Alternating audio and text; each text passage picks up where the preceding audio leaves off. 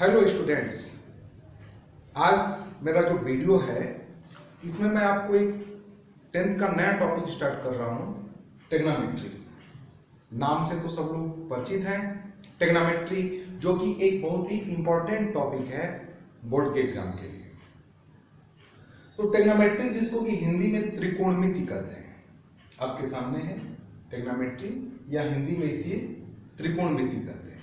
यह एक जो संपूर्ण त्रिभुज होता है, राइट एंगल ट्रायंगल, जिसका एक कोण ये एंगल ये 90 डिग्री का होता है, इसी पर बेस्ड है।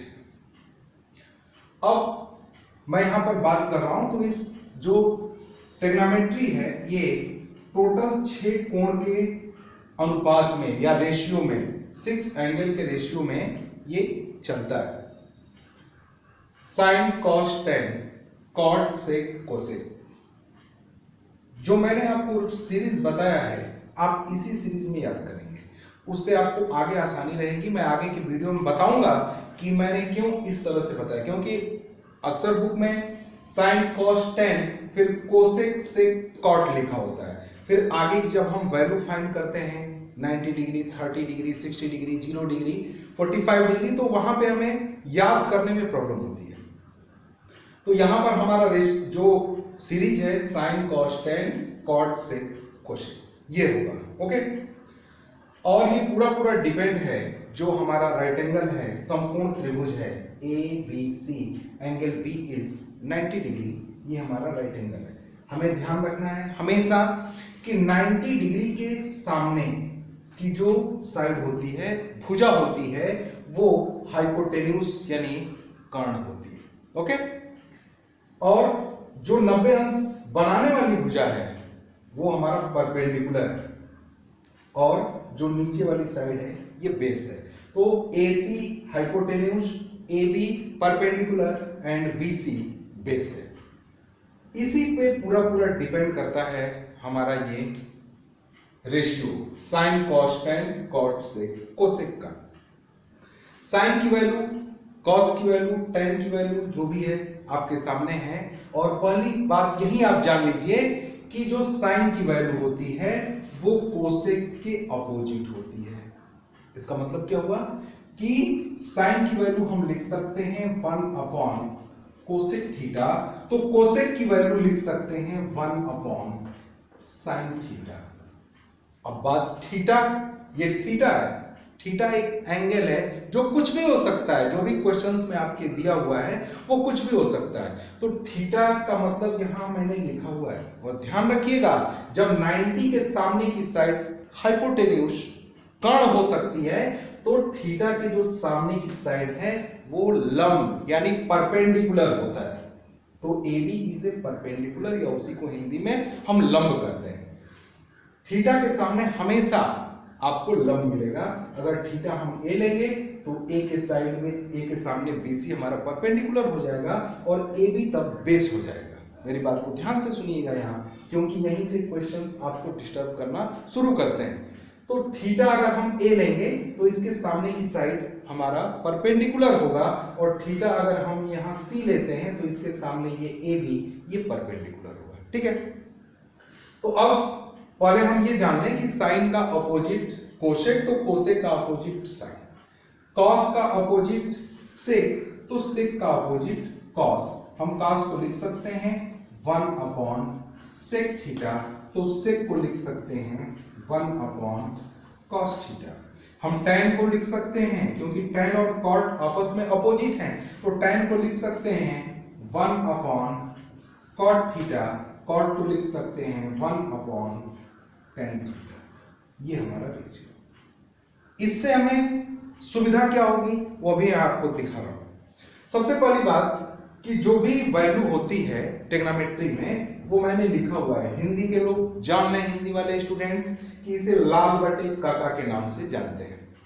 लाल, L मतलब लंब, A आधार, L लंब, K कर्ण, A आधार, यानी साइन की वैल्यू लंब बटे कर्ण, कॉस की वैल्यू आधार बटे कर्ण, और टेन की वैल्यू लंब बटे आधार। ये सारी वैल्यू यहीं पे मैंने डिफाइन किया है। देखिए ये साइन, कॉस, टेन। और ठीक इसी का अपोजिट फिर tan के बाद cot sec cosec, cot की वैल्यू यहां से काउंट करिए आधार बटे लंब, sec की वैल्यू कर्ण बटे आधार और cosec की वैल्यू कर्ण बटे लंब। अब इंग्लिश मीडियम के लोग भी देखें, मैंने लिखा हुआ है, अब इसको अलग अलग अपने अपने फार्मूले लोग बताते हैं। PBP पंडित बद्री प्रसाद, हर हर बोल। तो P परपेंडिकुलर अपॉन हाइपोटेन्यूज, ये साइन की वैल्यू, कॉस की वैल्यू बेस अपॉन हाइपोटेन्यूज और tan की value perpendicular upon base. Just opposite कर दें क्योंकि यहां पे क्या है साइन, कॉस, ये है tan, तो tan का अपोजिट cot, sec और ये cosec। तो cot की value perpendicular sorry base upon perpendicular, sec की वैल्यू हाइपोटेन्यूज अपॉन बेस और साइन की सॉरी cosec की value hypotenuse upon perpendicular, sine की वैल्यू परपेंडिकुलर अपॉन हाइपोटेन्यूज और cosec की value hypotenuse upon perpendicular. Okay, तो इस तरह क्या है कि हमें याद करने में आसानी रहती है। एक वैल्यू हम यहां से अगर तीन वैल्यू को याद करते हैं तो बाकी के तीन को हम अपने आप डिफाइन कर सकते हैं। जैसे मैं यहां पे अगर कहूं कि परपेंडिकुलर अपॉन हाइपोटेन्यूज, कॉस की वैल्यू बेस अपॉन हाइपोटेन्यूज और परपेंडिकुलर अपॉन बेस, ये मैंने वैल्यू लिखी है। हमने तीन वैल्यू याद किया और बाकी के तीन वैल्यू जो sine, cos, tan, cot, sec, cosec में 6 वैल्यू है, तीन याद किया, बाकी के तीन को हम अपोजिट कर देंगे। यानी हम जानते हैं कि tan का अपोजिट क्या होता है cot, तो cot की वैल्यू हम क्या लिख सकते हैं base upon perpendicular. Okay, cosec की वैल्यू लिखनी है, cos की वैल्यू cosec, cos का अपोजिट है, तो ये है बेस अपॉन हाइपोटेन्यूज, हम इसको लिख सकते हैं हाइपोटेन्यूज अपॉन बेस। ओके, फिर cosec साइन का अपोजिट है, तो परपेंडिकुलर अपॉन हाइपोटेन्यूज साइन का होता है, तो हाइपोटेन्यूज अपॉन परपेंडिकुलर, ये आपके सामने है। और अगर इसी को हम हिंदी में के बेस में देखें तो लंब बटे काट, आधार बटे काट और लंब बटे आधार, ये। और यहीं से जस्ट इसका अपोजिट कर दें तो आधार बटे लंब, फिर cos को देखें, cos क्या है sec का अपोजिट है, ये है आधार बटे कर्ण, इसको हम लिख सकते हैं कर्ण बटे आधार और साइन लंब बटे कर्ण यानी कर्ण बटे लंब। तो इस तरह से हम इस वैल्यू को पहले डिफाइन कर सकते हैं। अब हमें यहाँ पे कंफ्यूजन नहीं होना चाहिए क्योंकि जो हमारा पहला क्वेश्चंस जो बनते हैं फर्स्ट टाइप्स के आपके 10th के सिलेबस में, उसमें या तो परपेंडिकुलर दिया होगा, बेस दिया होगा और हाइपोटेन्यूज से रिलेटेड वैल्यू पूछेगा।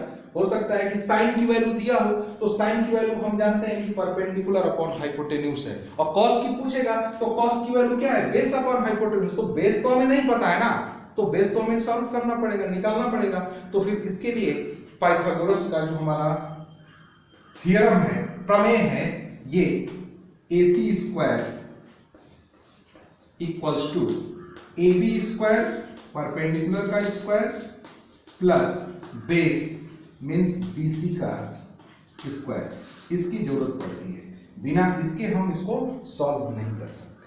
ठीक है, तो जो फर्स्ट टाइप के जो आपके क्वेश्चंस बनते हैं उसमें यही, इससे ज्यादा आपको कुछ नहीं पूछेगा, बेस यही है। जब तक ये आपको पूरी तरह से समझ में नहीं आएगा तब तक आप जो फर्स्ट टाइप के हमारे क्वेश्चन है, जो फर्स्ट एक्सरसाइज के, आप उसको नहीं सॉल्व